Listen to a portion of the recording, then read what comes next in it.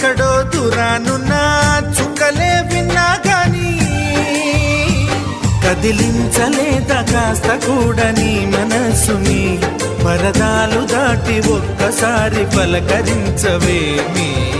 అందరినీ ఇలా వెంటపడి అడగాల